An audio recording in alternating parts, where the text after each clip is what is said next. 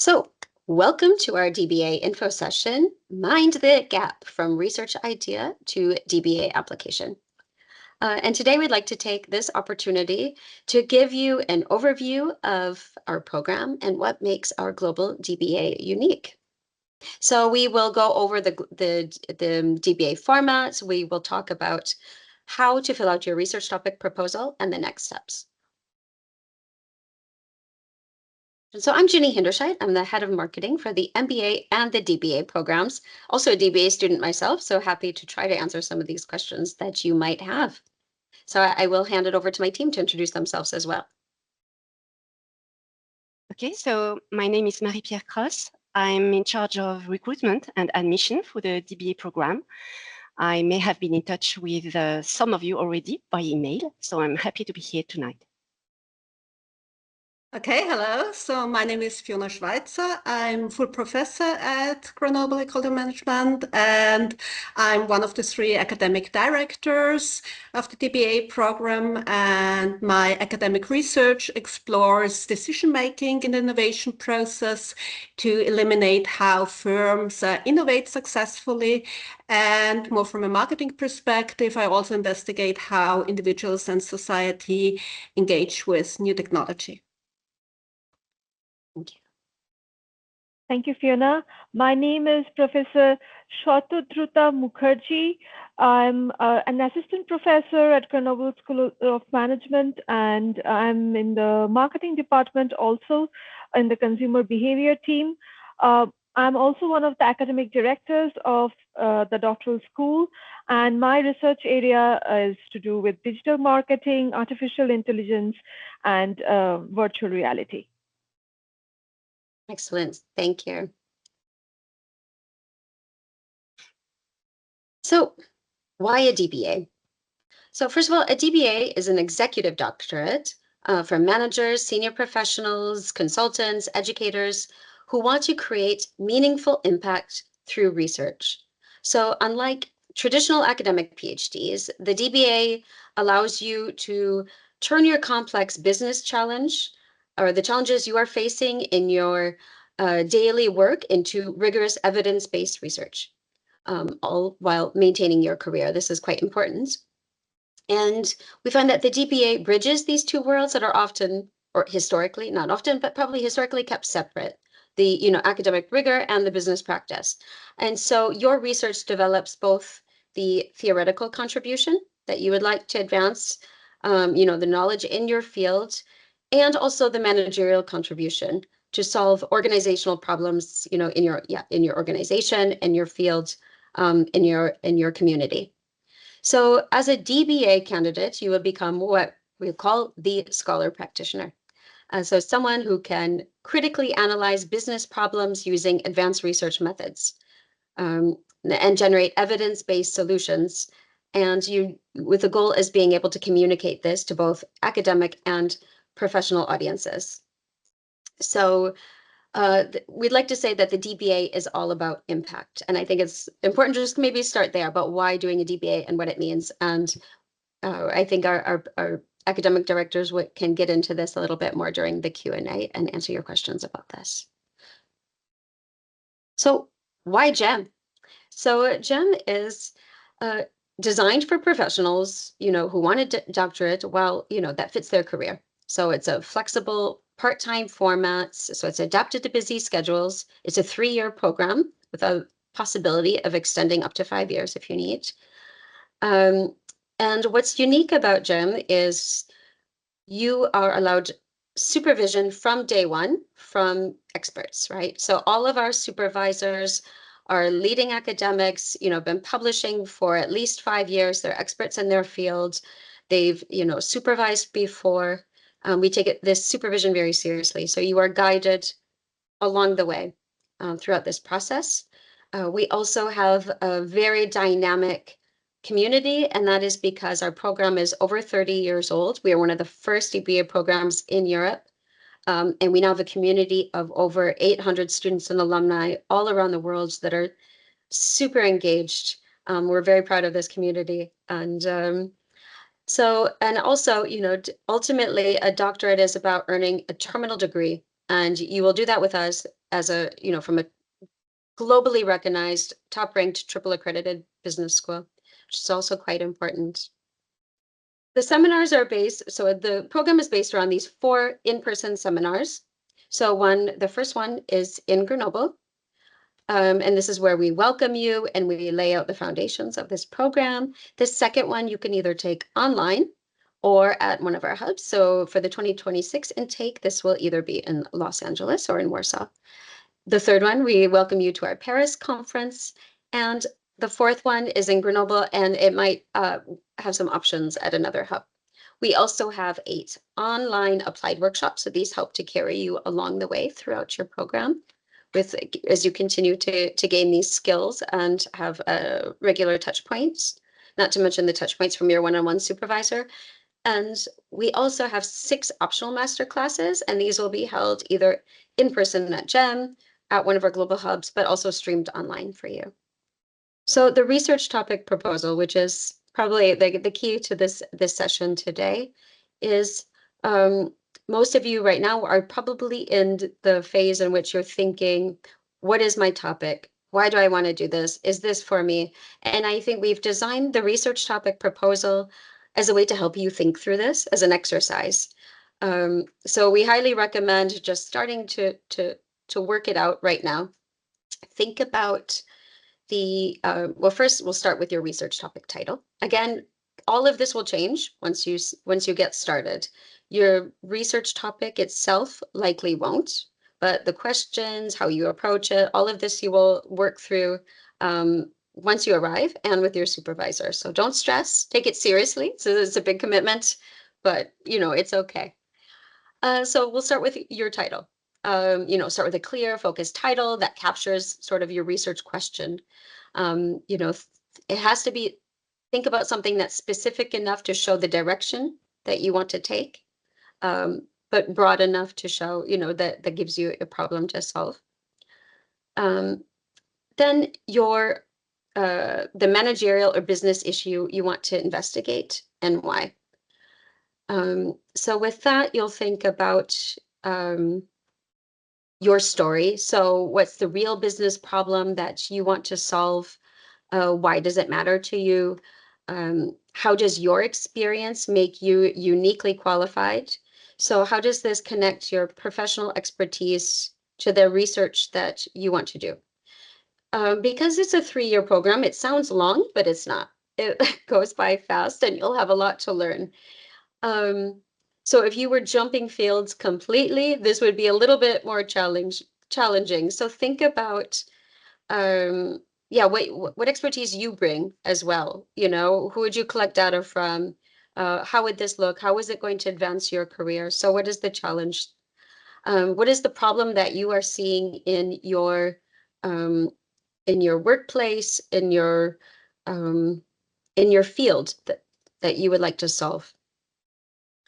And with that, what do we already know about this challenge? What does the world know? And this is a good way for you to start to practice. Many of us have been out of school for 30 plus years. So this is a good practice to get back into reading again, to reading research, which takes a while to get back into that habit. And to think, what does the world already know about this topic? And how can I improve it? How can I add my brick to the wall? Right? We don't start from zero. There's always something is always built on something else. And this is a way for you to start to think about, so I would say look at least 5 academic references. So you go into Google Scholar, look at publications that from the last 5 years. You could look at, highly ranked articles, start to look for things that are relevant to the topic you want to address. And with that, frame the question at mind. What do we already know about this? And what could I contribute to this? What makes me excited? Right now, you're sort of in the why and the how, and what makes you excited about doing this? And then a reflection on your methods and your data collection. So that we won't hold you to this. This is really, don't stress about this at all, but it's a way for you to, again, start to think about how it's going to apply to your real life. Maybe like, would you do qualitative or quantitative? What interests you? You know, what access do you have to information? Would you do surveys? Who would you survey? You know, start to envision your life as a DBA student. And really what this is about is, we ask you for, you know, some keywords as well. And what this is about is we are trying to also find the best possible supervisor for you. So as you're filling this out, this gives us indications not only of the, you know, your topic, but also how you would like to conduct your research. And these are some of the things that our academic directors are looking at when they assign the research supervisor. And your motivations. So why are you doing a DBA? You know, this is for us to get to know you. We're going to be a very close team for the next few years. And it's a chance to know your motivations behind doing a DBA and to see if this is, you know, the right time for you as well. Are you ready? Do you have further questions? And yeah, just a chance to get to know you. So we'll dive into this during our Q&A again, and ask your questions that you might have about this research topic proposal and your motivation statement. And now your next steps, I'm going to let Marie-Pierre, our head of recruitment, give you a little bit of an outline if you'd like to apply. Marie-Pierre? Yes, thank you. So it's about admissions. So it's a rolling admission process. What are the criteria for admission? So you need to have an MBA or a master's degree. You need to have minimum 5 years of managerial experience, and you need to be fluent in English. So if you have these three criteria, then you can apply. So you complete an online application. So you upload CV, photo, copies of diplomas, transcript. We need 2 reference letters that has to be sent by email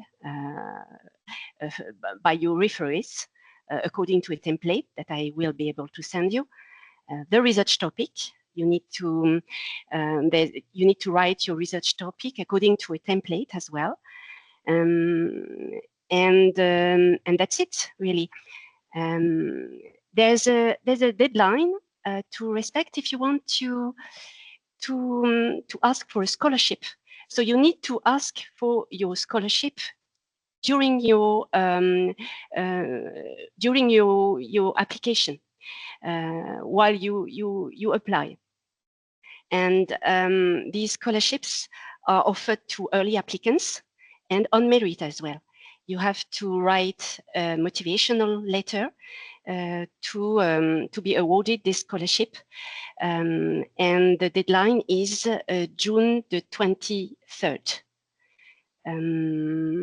What did I forget? Yes, I forgot to tell you that after you will take an interview with one of the academic director, and the result of this interview will be reported 2 weeks after the interview. So you will have the result very soon.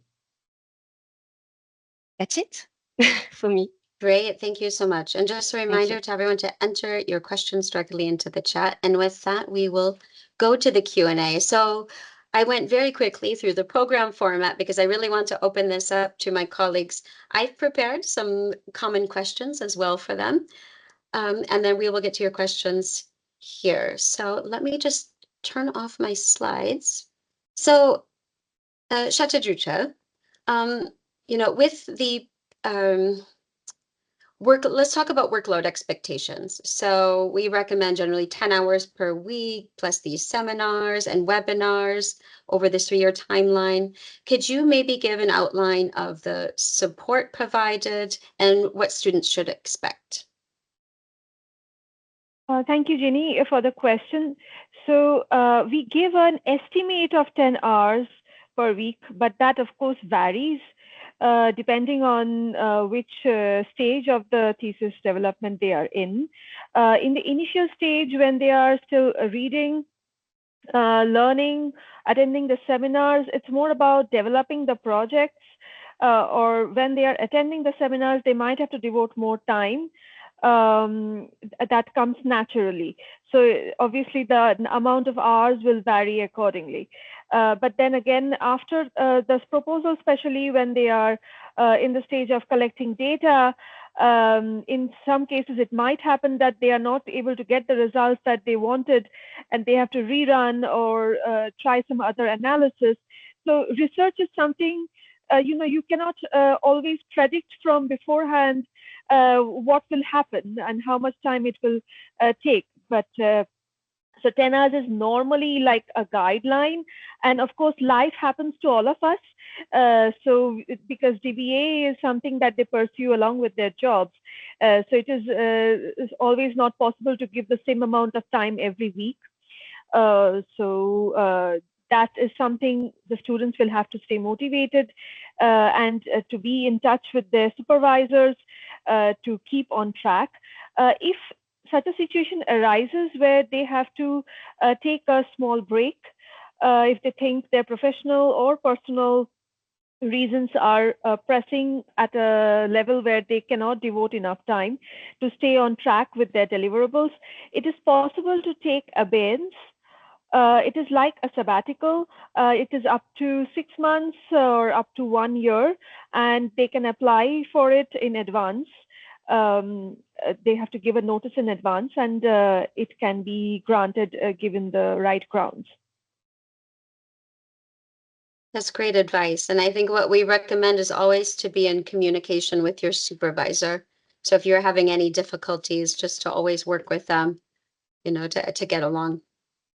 So I see some questions in the chat. So are the optional master classes included in the price? Yes, master classes, they're a way to give you an additional perspective to research, to learn about some of the leading trends in research at GEM or at one of our partner hubs. So they're optional, but it's a way to kind of keep you engaged along and give you different perspectives, sometimes refreshing outside of just your thesis, which is the goal of this, and for you to network with other members of our network as well. So the other questions are the Asian hubs. So for this year, so our hubs kind of serve multi-purposes. In some cases, we will hold classes at them. In others, it's more about a network of community and research activities, and this will vary by year. So with our Asian hub, we actually have a Chinese DBA. It's a separate program that's for our students in China, but we want to open up our networking opportunities with them as well. So for 2026, we have yes, I said our first seminars will be in Paris, Grenoble, with the option of doing Los Angeles or in Poland or online. And that will kind of be the framework. But we also have a campus in Dubai where we have a really large alumni community as well. So we'll be having informal events and networking opportunities throughout these other global hubs at the moment. So that's what we can expect in the short term, I guess, for this year. And so it says another question is about the little in-person time. So the 4 in-person seminars. So maybe that's a really good question. Shatyajuta, would you maybe explain about the supervision and the touch points that they have along the way? Sure. So as you know, for the program, we require the students to attend 4 seminars. During those seminars, the total number of hours that we cover is about 90 hours in physical locations. And we also have 8 online webinars comprising of 18 hours, which are spread over the 3 years journey of the program. Now, these seminars are to prepare and help you develop the dissertation. However, that is not your time with the supervisor. With your supervisor, of course, you set up your own routine depending on your availability and your supervisor's availability, preferably at least once a month. Yes, you meet online. That is to facilitate this kind of regular contact without any hindrance, especially because you have your professional commitments and you're in different countries. So normally this works out just fine. And of course, you can meet more than once. There is no restriction. It really, again, just depends on which stage of thesis development you are in. So the closer you become to finalizing your dissertation, you might need more discussions. So that is again something that you figure out with your supervisor, and it is flexible, and all the faculties who supervise, they understand your issues, and they can set up your meetings whenever you need them.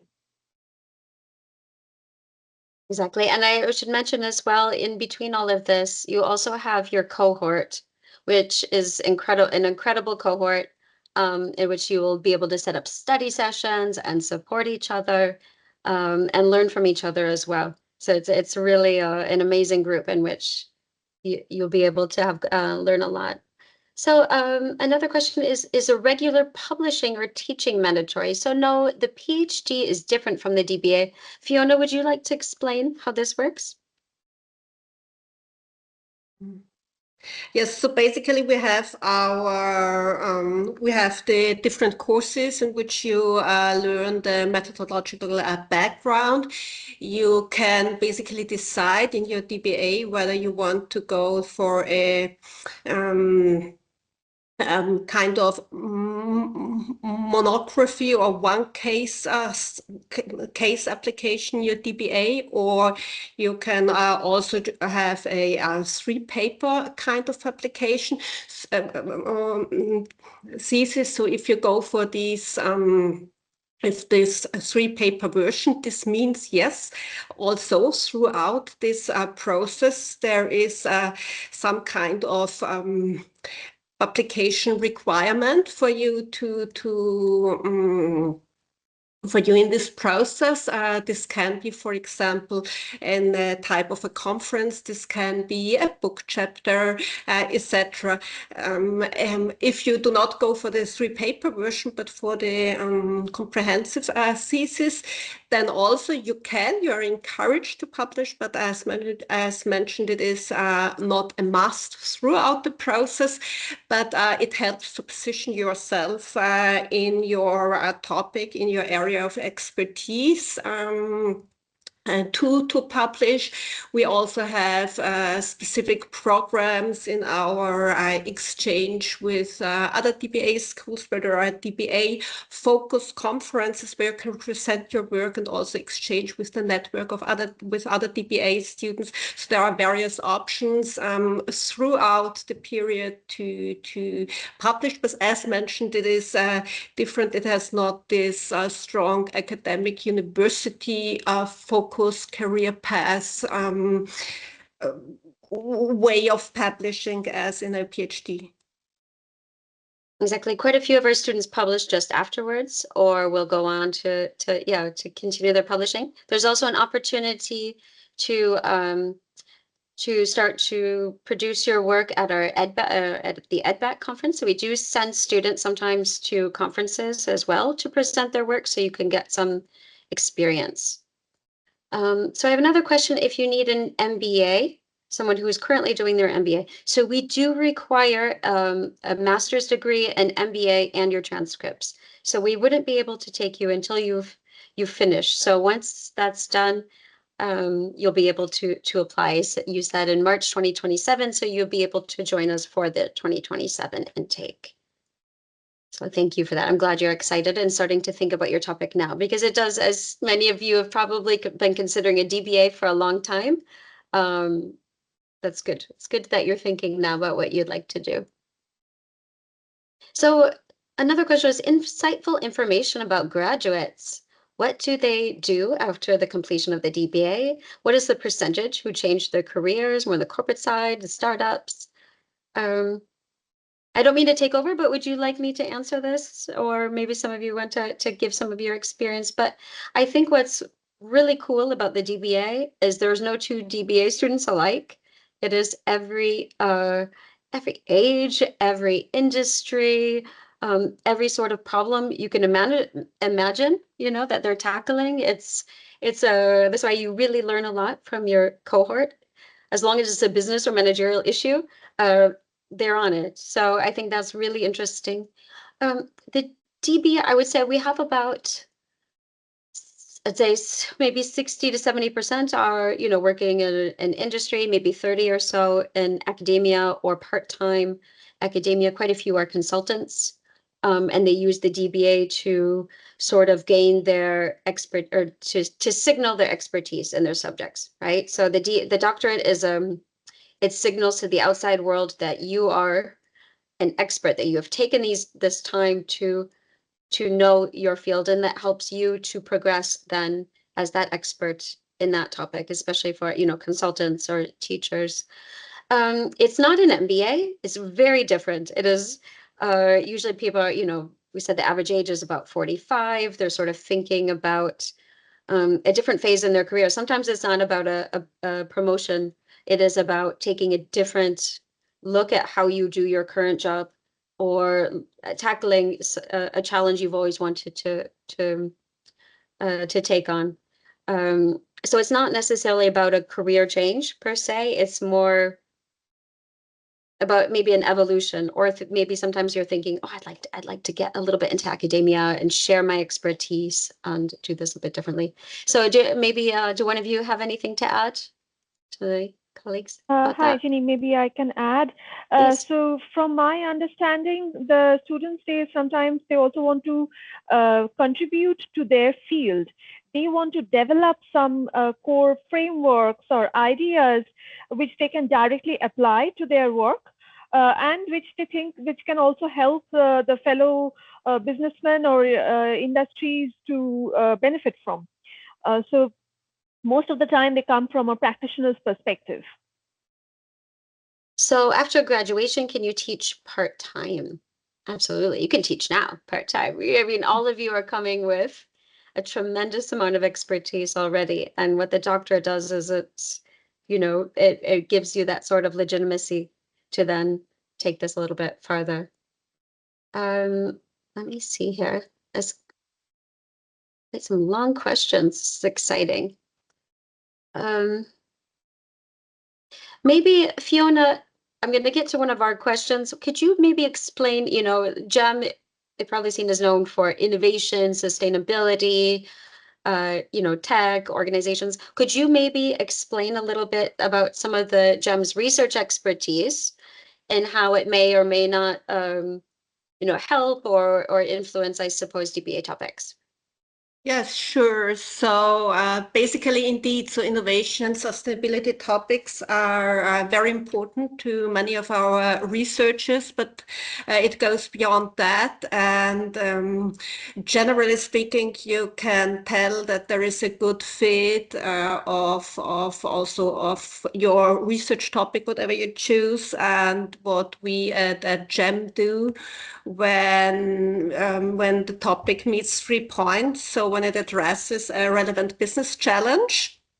So as mentioned very often, this is an innovation relation, this is a societal and environmental transition aspect, but it can go beyond that, and it should create broader impact. And I think this is very important if you think about it. So it should produce insights that are useful not only for the firm where you're working, but beyond that for more organizations, for an industry. It should be of relevance, and it should also allow rigorous research, so meaning you have realistic access to strong empirical data. And if your topic basically satisfies these 3 things, there is a fit with our GEM topics. And in addition to that, maybe there's also a practical tip. So as Jenny already mentioned, we have these different research teams in our organization at GEM. So you can visit, for example, the research section on our webpage, and there you'll find our 8 different research centers, for example, information systems for society or marketing strategy and innovation. This is where I'm a team member, or reimagining work, or society, technological and resilience, or or as well consumer behavior, where Study Truder is a team member, etc. So many of these are competence centers. And when you look at our webpage, you see that the team leaders, the professors, and the PhD students, and their different the different topics they work on and push forward. Also the publications they published and co-authored in this area. And so you can it helps you to see which research areas maybe also your research problem might fit into when you go through these different areas, and it helps you also identify relevant themes and faculty members, faculty expertise that is related to your topic that you maybe have on top of your mind at the moment, and this can support you in refining your research focus and in positioning your study with existing within the existing research community and areas. Absolutely. And while it helps familiarize yourself with GEM and our research and our activities, our team is here to help you. So if you don't know, that's okay as well. So this is part of the application process. And as Marie-Pierre mentioned, you'll do an interview afterwards with one of our academic directors. And then our team meets, we review your application within 2 weeks after these admissions deadlines. And the team meets together to review your interests and what you've put together. And we'll also have suggestions for you for a supervisor. So, but in the meantime, we do suggest that you also start to look and let us know if someone really jumps out at you, if there is somebody you would like to meet as well. And also, if you're interested, we can also introduce you to alumni also working on similar topics as you. So it helps once you start to write stuff down, and then we can start to see what your interests are. And from there, we can guide you in the right direction as well. And if we can't cover your topic, we'll let you know. You know, we really want it to be a good fit for all of us, for you as well. And we want our students to be happy. So we've got some questions here about the application. So I'm just going to read through it a little bit. Wondering about managerial experience. I think we will consider this like post MBA sort of, or post master's experience. The word manager nowadays could be quite loose. You know, is it managing projects, managing people? It doesn't mean necessarily managing big teams. It means professional, senior level experience. Postmaster's degree is generally how we refer to it. And in the future, we'll be managing robots, right? So we'll see, you know, we'll take this lightly.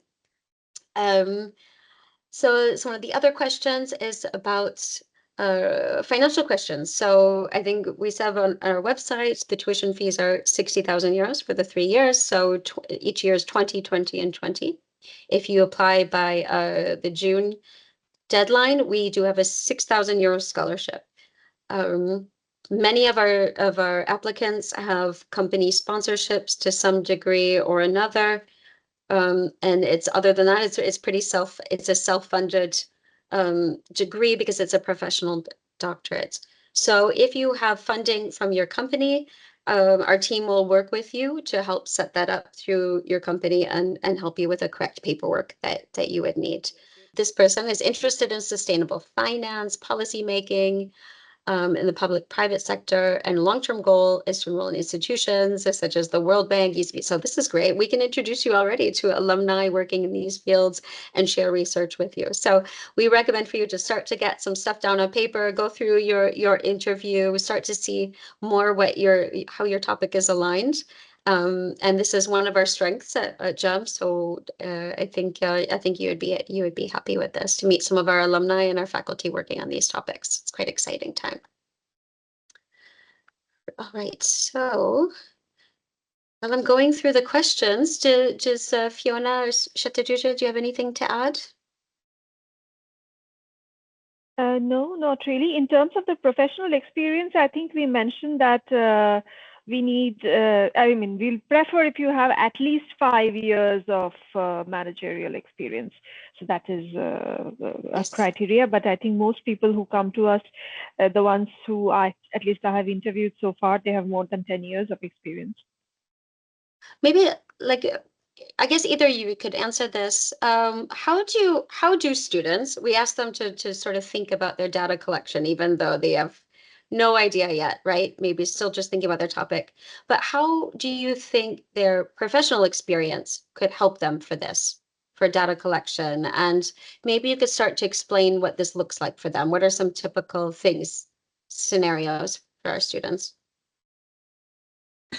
Well, I think they are actually very well positioned because of their profession to gather insights, from their companies. So we really encourage as well candidates to design research projects that align with their professional roles, and they typically can leverage very well their position by using access that is given to them, to people, to project, to data within their organization, and to collect such relevant data. And yeah, maybe I can give an example of a student. So a student who graduated already, and I supervised her, and she has been working in a global financial services firm, and she studied how digital and interpersonal touch points, how they influence customer engagement in a business-to-business context. And because of her position in the company, she was able to access customer relationship data, and also to conduct a survey and gather responses from, I think, about 200 clients, so business-to-business clients. And this access allowed her then to analyze how interactions with customers, both digital interactions and interpersonal interactions, how they shape customer experience and future engagement value.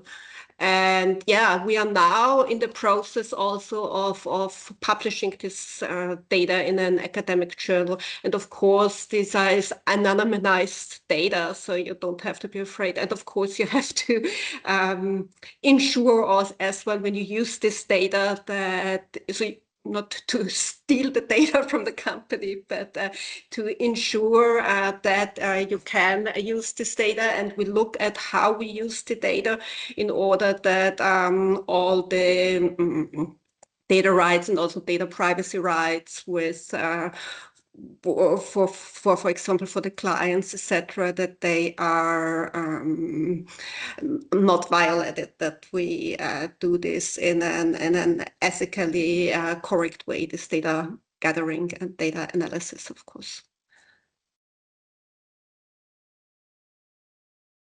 Great. And actually, that's a good segue into one of the questions here is, could you go a bit into the seminars? So maybe start to explain what they learn, what's the content along the way between the seminars and the online webinars. I went very quickly on the fact that there are these seminars, but I didn't really talk about what is it that they learn at each step and these milestones.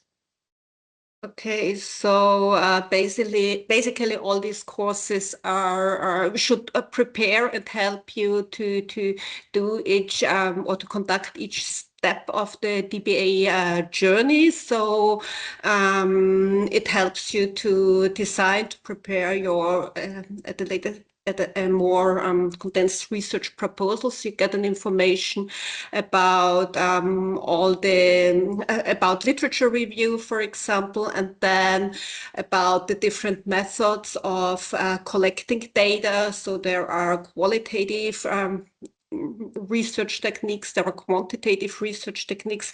You get an overview of them and in some of the first seminars, and then step by step you get into more advanced understanding of these different methods, and you can discuss also then with the lecturers and of course also with your student cohort the different advantages and disadvantages of applying the one or the other method then to your specific research topic. That's great. Shatujita, would you have anything to add? Maybe you could talk about the Yeah, some of the from phase 1 to phase 2, what does this involve as well? What are some of the milestones that people can expect to meet along the way? So yeah, just to add or build on to what Fiona said, in terms of the seminars, we try to prepare you for this whole journey. At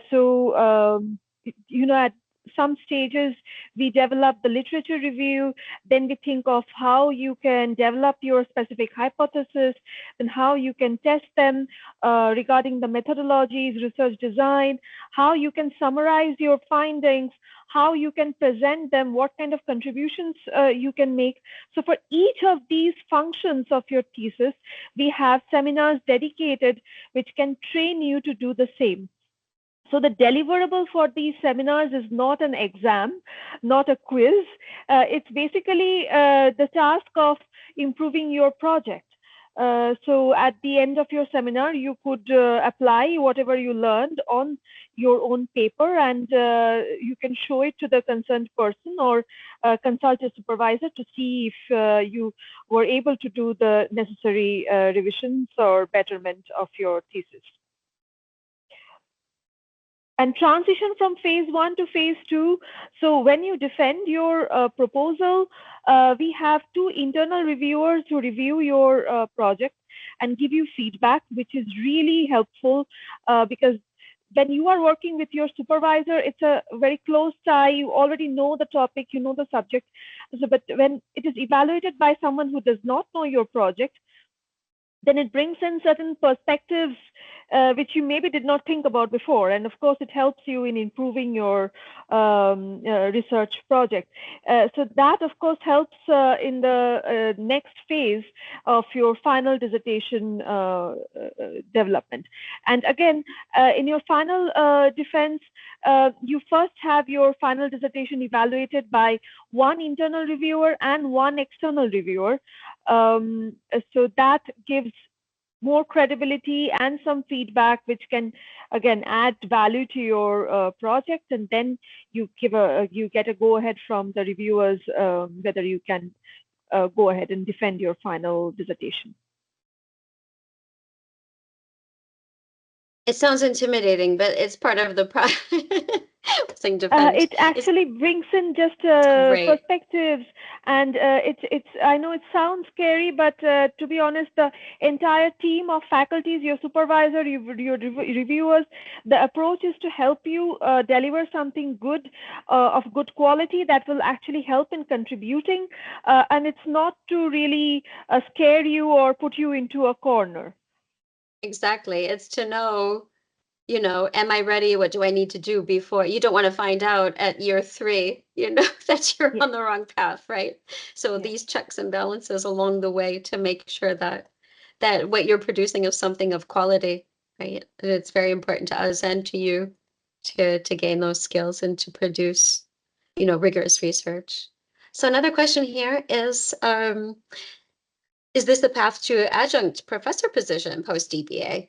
So, working part-time while remaining in their own business. Absolutely. Actually, we have quite a few DBA graduates working as adjuncts with us. Maybe actually, I think in the slides I was showing earlier, Thomas Cartier, who is our speaker at our graduation ceremony, also a couple of weeks ago. He teaches classes with us. We have quite a few people teaching, go on to teach, consult, work. That's a very common path for our DBA graduates. So another question about work experience post MBA or before DBA application. This person has 15 years experience.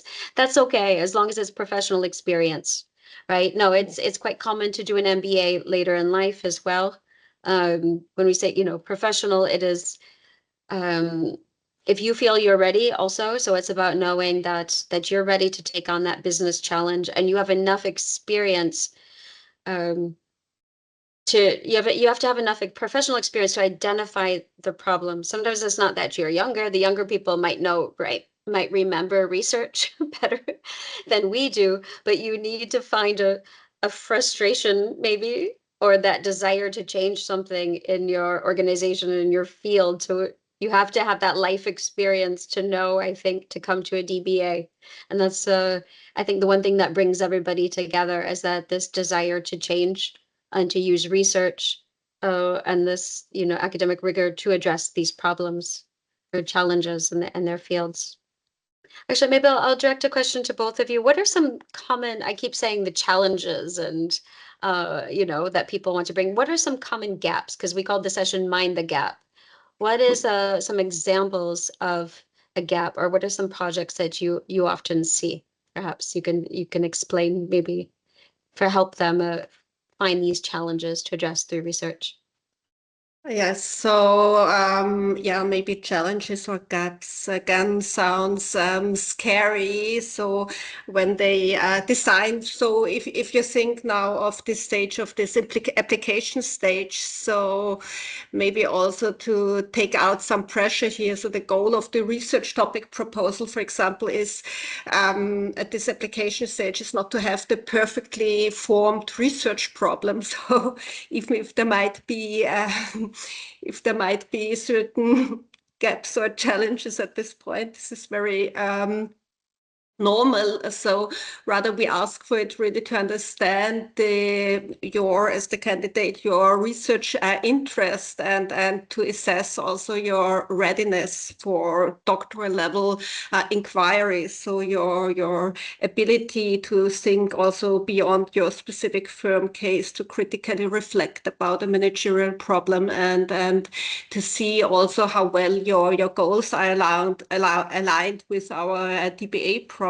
So this is really a short exercise to identify a practical business problem and then to step back from it and to start thinking about it. And when I see at this stage, when I see a gap or a challenge, maybe something or a common issue is that sometimes applicants, they present a very broad topic and want to cover all and everything within the topic, like AI in organizations. Fine, yes. Instead of articulating really a very specific business problem or challenge within this broader context that they want to address, and also to understand maybe how this links to specific broader research and maybe tensions in existing literature and unanswered questions in existing knowledge, and so this.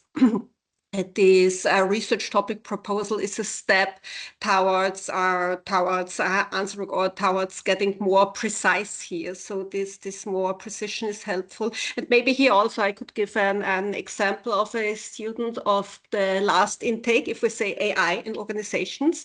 So what kind of a level of research problem would we want to addressing, would we want to see? So this DBA student of this intake, so he observed that many small and also medium-sized firms in his country, which is Switzerland, in that case, that they have troubles with scaling AI. So they experiment maybe with small pilot projects, such as with chatbots or with certain marketing tools, AI generated, like newsletters or some predictive analytics tools. But these pilots often they remain very isolated, and they are unable to scale it across the organization and really change maybe their business model to have a totally different approach to it through AI. And so they, in a certain way, they feel the pressure to adopt AI, but they lack the guidance on how to move from experimentation then to organization-wide implementation. So in his research proposal then, he called this situation an AI scaling problem. And the central research question was then that he developed, how can SMEs scale AI from pilots to organization-wide implementation? So this is very specific, but still not so specific that it only matters to one firm. It matters to many firms in many industries, not only to the context in Switzerland. But it is far more precise than just saying, oh, AI and organization. So it's very clearly developed and explained where his focus, what he wants to address and why he wants to address this. And yes, this is kind of what we would like to see.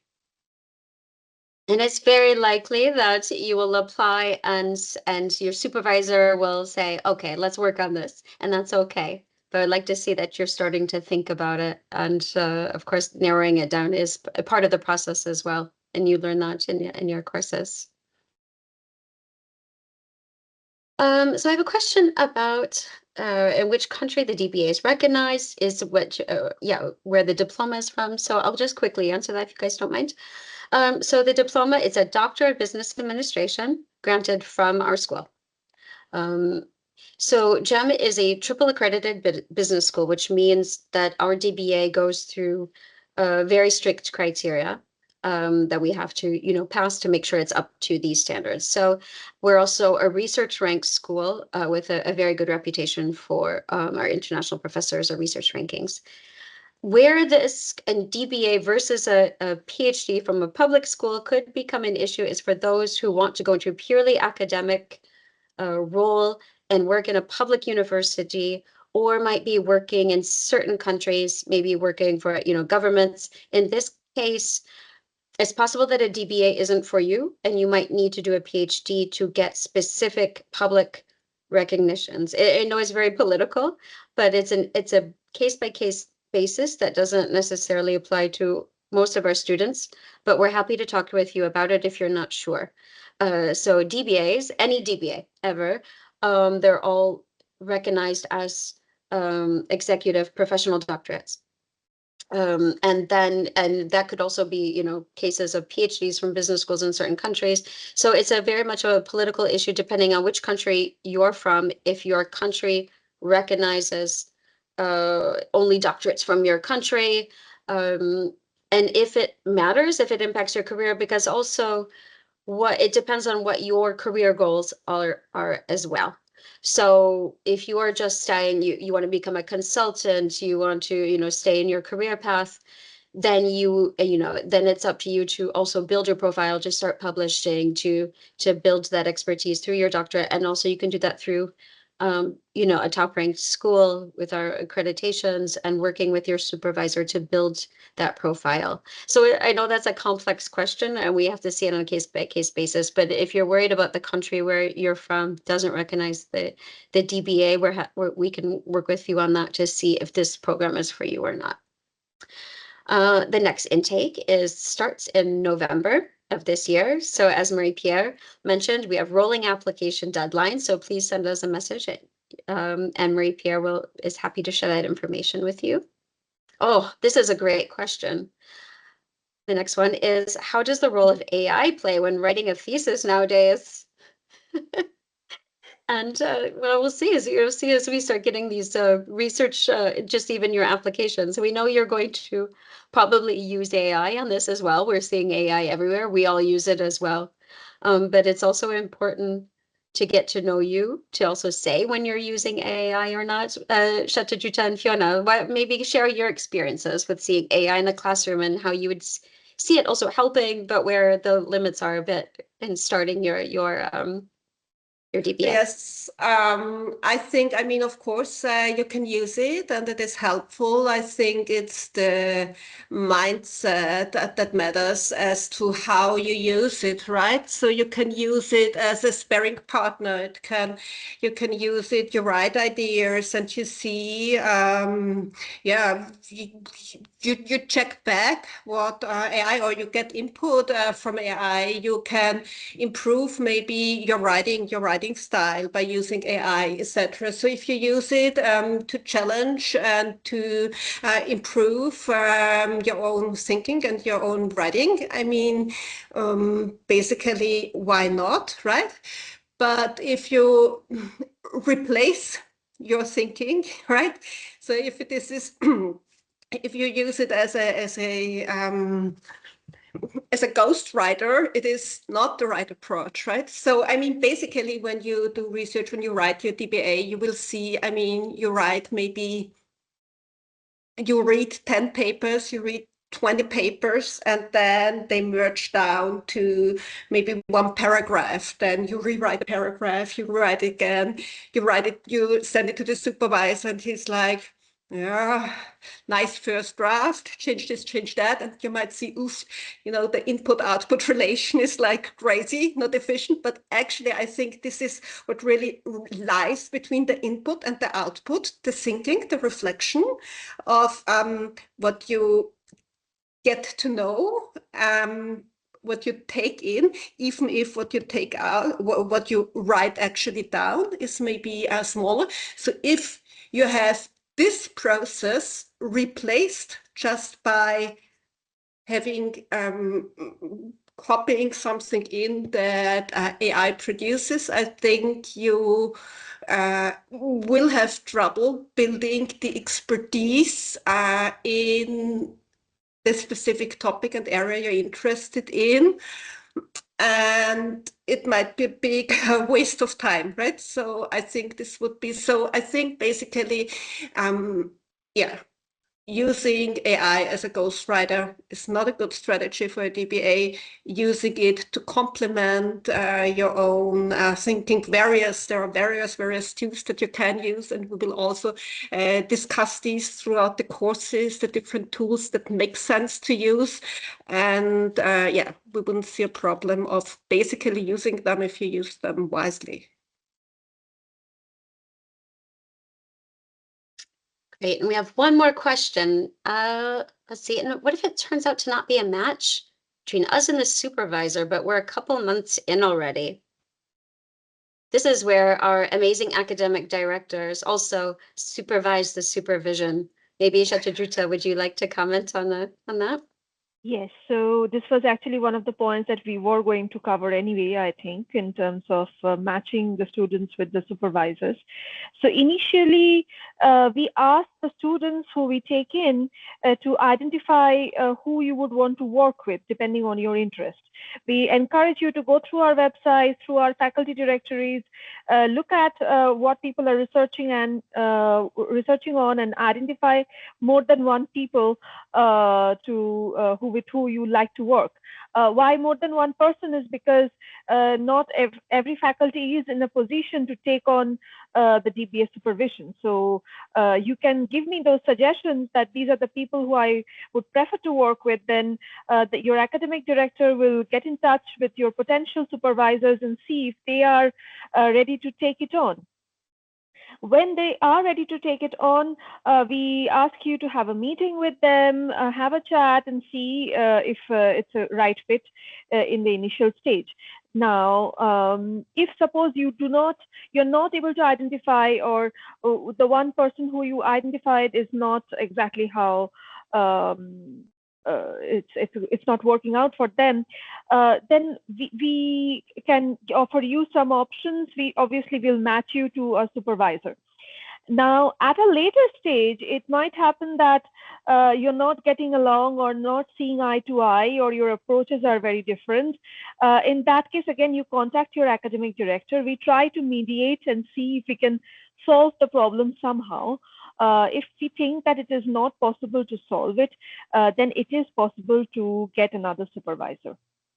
You can switch it, but it's not like we encourage you to keep switching your supervisor just like that. So of course you try to work something out, and it's not like every difference needs to be acted on. Sometimes supervisors might push you, but maybe they're pushing you to do better. It's not to insult you or tell you that you are not good. I can understand that feeling, because I worked in the industry for some time and then went into my PhD program. So, you know, when you work for a long time, it's difficult to accept the fact that someone is telling, hey, this is not good enough. And you're like, what?